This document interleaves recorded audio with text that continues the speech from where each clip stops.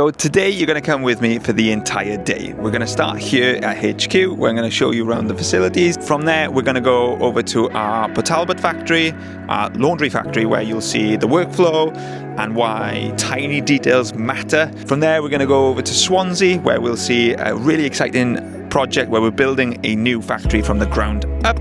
Then we're going to go to West Wales, where you'll see Lockfox in person, where you'll see the size and scale of it. I'm also going to do a separate kind of marketing media video, hopefully appealing to my LinkedIn community to see if anybody can help try and find a tenant.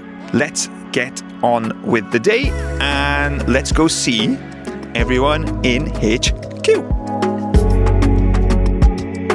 So HQ is based here in Port Talbot, and we're in a really nice fancy office building where you'll see we rent some offices here. It's run and owned by the council. We rent a part of it that has shared facilities where you'll see the office of where finance, customer service and commercial and actually our group operations director is based here. And then what that does do, it gives us all fancy facilities really. We outgrew our offices within the factory in Port Talbot.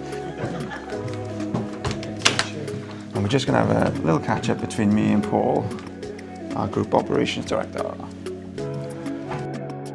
We're just going to go through a quick presentation with HR. It's really important to understand the impact that people have upon your business. We've only recently, I'd say over the last 6 months, employed this wonderful lady called Laurie, who's looking after the HR. When you get to about 100 people, that is at the point where it's highly recommended to get somebody to look after it, because when when many people look after it, no one actually looks after it. So Laurie happens to be American, which I think is absolutely perfect for the role, because Laurie's just come back into the room, but nonetheless, they're over-expressive with their language, and I think it's absolutely brilliant in a HR setting because people need a cuddle when it comes to HR, and that's exactly what Laurie is able to do.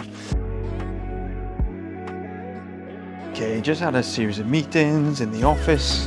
I'm going to show you a little bit about the HQ offices around. You're going to meet a couple of people, just say hello, and then I've got to shoot to the factory. So let's see if we can get this done. So I am going to head over to the factory.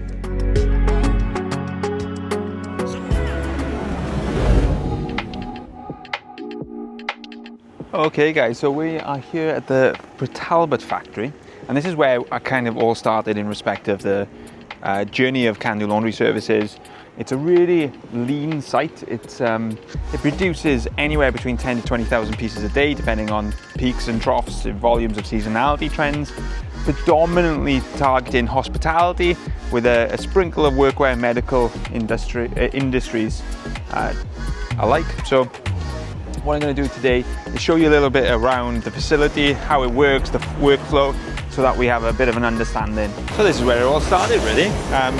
This is the main laundry in Port Talbot, South Wales, where you can see there's a variety of different pieces of equipment. It's really good in respect to the operations. Everything has a home. We're really big on lean manufacturing here in our companies. Everything really needs to have a defined process and system so that we can be reliant upon the systems and the process rather than the people of the process. So we got the guys then working in the wash house. We've got a couple of washer extractors here, dryers, a big industrial ironing line there, an automatic towel folder, probably one of my favorite machines in the business. It's just so cool. Packing, etc., and additional storage a little bit there, and then we've got all of outside where the flow of work comes in through here and then moves its way to here. We pre-sort stuff there, chemical stores there, water behind, and boiler house you can't see around there, and then it comes through, and it's a really well-oiled machine. You can see it's not a huge facility, and what it does, it's like a gift that we didn't realize. We have to utilize every single inch we have to utilize here in the factory because we don't have the facility or the luxury of space. So everything has to have a flow, everything has to have a controlled process to enable them to go through and walk all the way through to the end the end goal and essentially delivering great quality textiles to our customers. Okay, so we are in Swansea. Now, I know it doesn't look much from the outside. It's a pretty tired, old red brick front-facing building, and it looks a bit sorry for itself. But I have huge plans for this site. It really doesn't look big from the outside, but I'm going to show you around the entire facility. This is going to be one of our main hubs here in South Wales, where we're going to have probably 100 people alone from working from this site. And what we're going to be doing is building an industrial laundry that has the capability of generating $10 million every single year alone from one single site. It's something that's probably been something in the making for many years, and it's one that is going to require a lot of capital, patience, and people to make it happen. What you'll see is here we are standing in a 17,000 square foot industrial unit. It's a very old, archaic, kind of Victorian style vibe facility. It's got an old asbestos roof, very low ceilings, but what the plan is to raise the roof as it needs a new one, and we're taking the lid off, as it were. Then we're going to stick a new roof on, but I wanted to go up and to about 6 meters, because in the world of industrial laundry, there's big bag rail systems and everything. You need height so that you can put textiles in the air and then utilize the space on the ground. Now, it's made up of 3 buildings, and building 3 is pretty, it's the one that really got me excited about this place, because it is huge and it's already at that 6 meter height. So the plan of attack is to utilize this as a phase 1 approach. It's going to require a huge amount of millions of capital, right? So in order to do it in a phased and sensible approach, we're not backed by private equity, we're not backed by venture capitalists. This is all done via organic means, and it's something that, as an entrepreneur, young entrepreneur many years ago, it's something that I have really been focused on to try and regenerate our cash flow, get it going, get it cycling for longer, to a point that we can do things like this. This building alone, this one building, is bigger than our Talbot factory. So where you've just seen me come from, it's bigger, much bigger, like 2-3 times the size in this building alone. So very excited to see what comes of it. So we've had this property for about a year, and we've completely gutted it. It was in a far worse state than you care to recognize, but worse state than it is now. We've prepped the floor ready to go, so that will be nice and clean. I really want this factory to be super clean, to be super fresh when it comes to, I want you to be able to eat your dinner off the floor. We have a rigorous cleaning routine. Everyone is brought in with an introduction and an induction into the business with certain standards and expectations. We do the culture tests, we do personality tests to make sure we're finding the right people that shares our values and principles, so that we collectively move forward together rather than sporadically, where somebody's going off in that direction, somebody's going off in that direction. It's not helpful to anyone, and then it makes our goals so much harder to achieve. On to West Wales, where we're going to look at Lockfox. Let's go.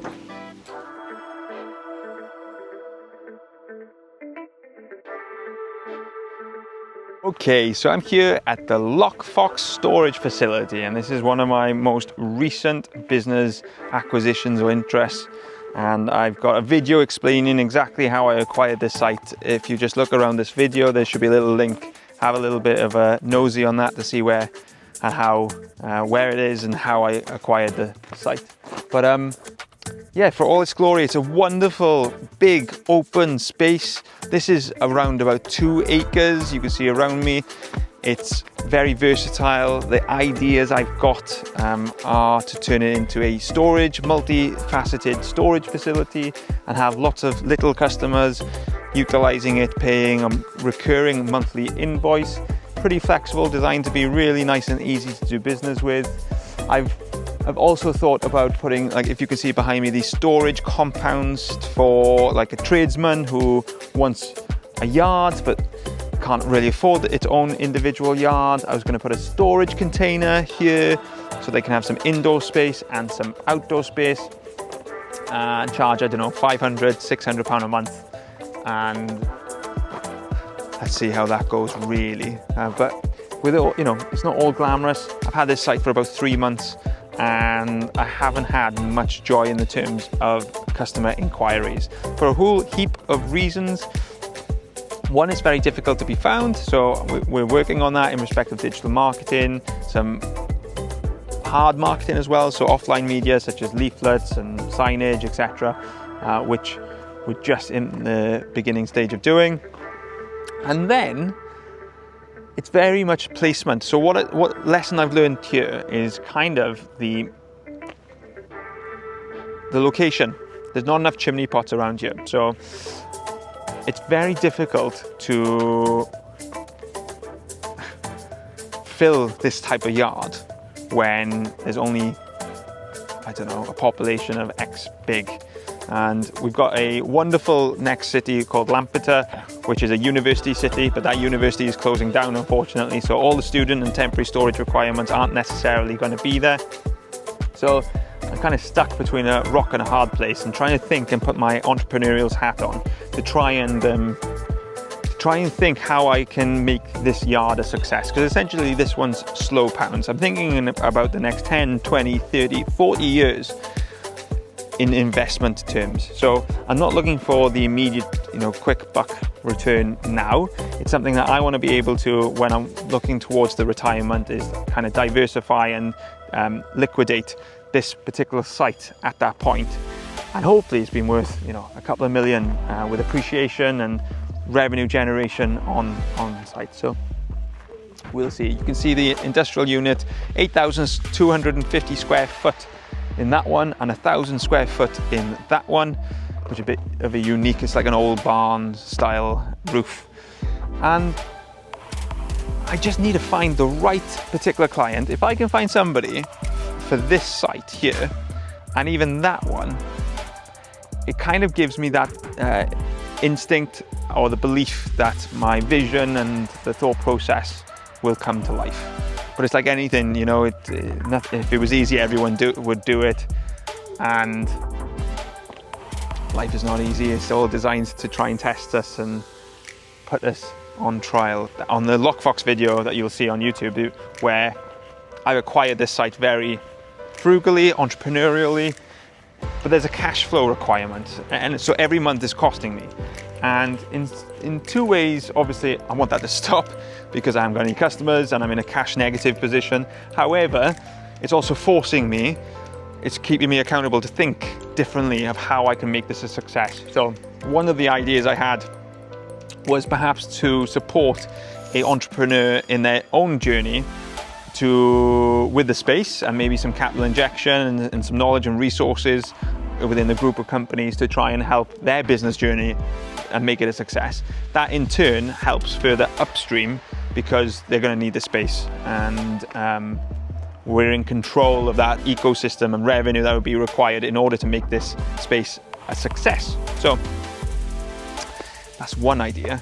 And then the others is it's just being found. So what I mean by just being found, where this is situated in West Wales, one is a little bit awkward because it's kind of too far away from everywhere, but not close enough to anywhere. And however, there's not many industrial sites or size and scale of which this is. So if you want to be in West Wales, this is definitely the site for you. But you have to be found. And it's about connecting the unconscious buyers with the conscious opportunity. So it's my job as the entrepreneur and kind of brain behind all this to get found. That is what I need. I need to get found in front of the right person who wants to be here.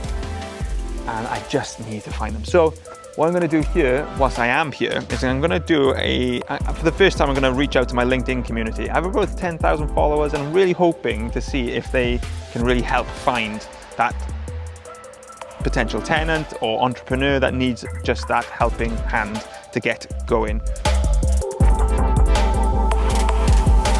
As you can see, this is a huge space, and there is plenty of potential of what to do with it.